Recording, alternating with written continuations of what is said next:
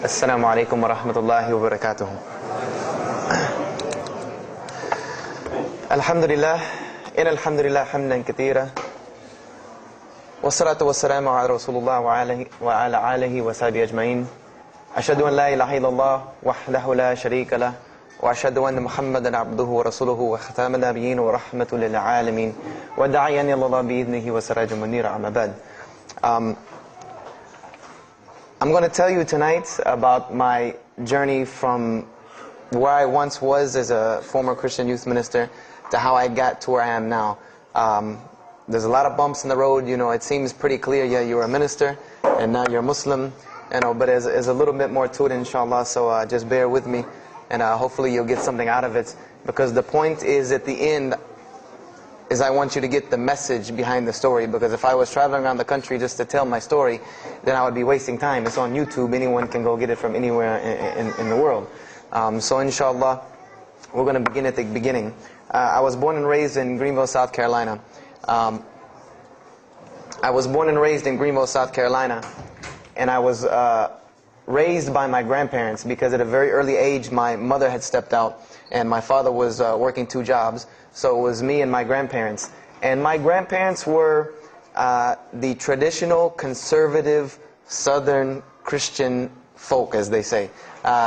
They were they were very, very conservative in their ideals and their ideologies, in their ways. You know, as you hear about, people being set in their ways. That was my grandparents. Like we did it this way, and this is the way you did it every single day, and that was it. And we were very religious in the sense that we went to church on Sundays, we went to church Sunday evenings, we went to church Wednesday. And in Christianity, that's considered very religious. And it was not hard for us to go to church, and it was not difficult for my grandmother to drag me to church every Sunday, which as a kid is what they had to do, because the church was 2 houses down from our house. There was 2 houses, and then there was the church.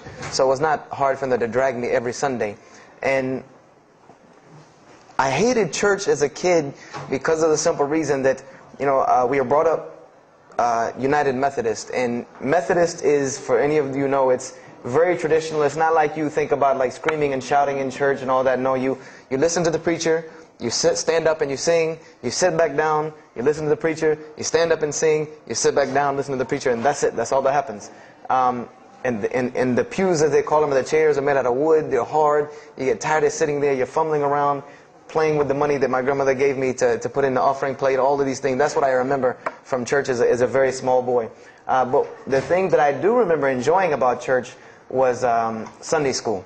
Sunday school is what I got enjoyment from, because went to Sunday school, you painted pictures, of like Noah building the ark. You painted, all these pictures of Moses splitting the Red Sea. You learned the stories of Moses freeing the children of Israel from Egypt. You learn the story about him splitting the Red Sea. You learn the story about Noah and the ark. You learn the story about David and Goliath. You learn all these beautiful stories in Sunday school. So this was basically, as coming up, this is what I knew about Christianity, was the stories that I learned in Sunday school, because I never listened to the preacher during regular service. So that was the only thing I knew about Christianity. So coming up, this was how it was. It was just the norm. And the conservatism in my house, just to give you an example, and about the level of conservatism is, let's talk about gender issues. Let's say when I became 12, 13, 14, and I started to actually, notice females, and I actually didn't think they had diseases and wanted to run away from them every time I saw them. Let's say I wanted to have a girl over or something of this nature. It was so serious to my grandmother that I had to make an appointment with her, let her know this girl was coming to my house. We had to sit in the formal living room, which in the South, I don't know how it is here, but you have the dining room, then you have the formal living room with all the nice stuff that you don't go in unless there's company over. And my grandmother either had to be sitting in the same room with us or in the kitchen where she could see directly in the room. I mean, this is just how it was in my house. This is how my grandmother and grandfather were. They were very stern. They were very loving, but there were rules, and those rules were the way they were, and they did not change. So this was my upbringing. And I would say at about the age of 12, 13, 14, more along the age 13, 14, I started going to the Saturday evening youth services at my church that were for 12 and up. And the youth services were held in the gym, and they were totally different than church. At the youth services you went, we played basketball, we played volleyball, we played dodgeball, we played every kind of sport, and we ate pizza and cake and candy, all the stuff kids like to do. And at the end, the youth minister, who happened to be my catty corner neighbor across the street. When I was 14, he was 17. He was the youth minister, so he would sit us down and give us a 30-minute lecture about Christianity, about something about God. He would give us a 30-minute sermon, and that's how the youth services were. And going to these youth services, I met some other people who went to other youth services. They invited me to Young Men for Christ and other things that were going on in South Carolina. And so I started to go to these different retreats and camping trips with them. And so that is when I would say that I started to become a Christian out of will. I became a Christian because I wanted to, not because it was something I was dragged to do. I started to actually want to be Christian. This is something I wanted to do. I made my own choice and my own decision to do it. So when I turned 15, I started going to high school. And when I was a freshman in high school, my best friend, who was the youth minister, was a senior in high school. And I remember we had a very close bond because I had not had my license yet, so I used to ride with him to school every day.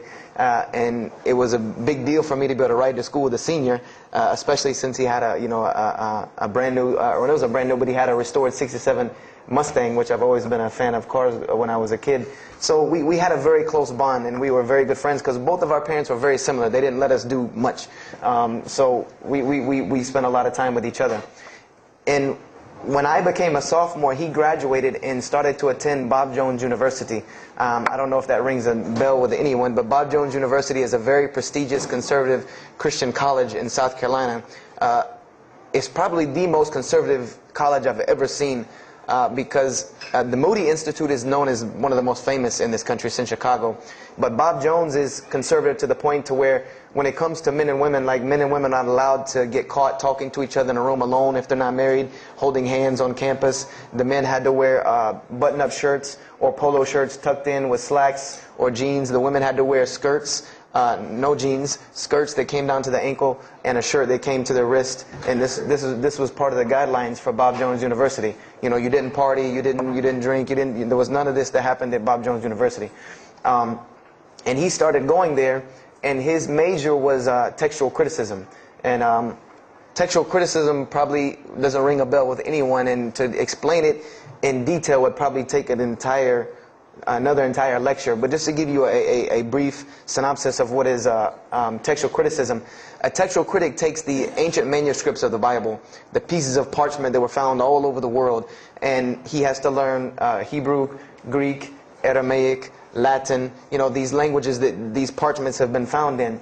And he has to take these scriptures and try to find out where they came from, why there are variations in the many different versions of the same parchment. Let's say you have Matthew chapter 1 from the Bible. There might be 5,000 different variant readings of Matthew chapter 1 in 6 languages. And so he has to be able to take all these and sift through them, try to find out why there's so many variations of the readings, and then determine which one is the original.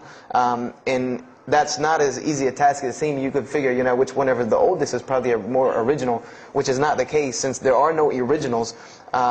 You might have one parchment that is the oldest parchment of the group, but it might be a copy of a copy of a copy of a copy of a copy of a copy laden with mistakes. And then you might have the newest parchment in the series that might be a once over copy from an original, or a twice over second copy from an original. Therefore, it would make the newer parchment more original than the older one. So it's not a very easy field to go into. And he started studying textual criticism, and being that I was his best friend, I started studying textual criticism. Whenever he was, doing his homework or research papers, I was right there with him. Whenever he did a homework, he would always let me read it. Or when he finished his papers, he would give them to me. He would pass down all of his papers to me. Every textbook, when he was done with it, he would give it to me. I started to learn a little bit of Greek, a little bit of Hebrew. So I became, started to become a layman's textual critic, and I applied to Bob Jones University in my sophomore year because it was a 3-year waiting process for Bob Jones. And when I turned 16, almost 17, my friend came to me one day and he asked me a question that I had never really even pondered upon. He asked me, he said, "Have you ever read the Bible?"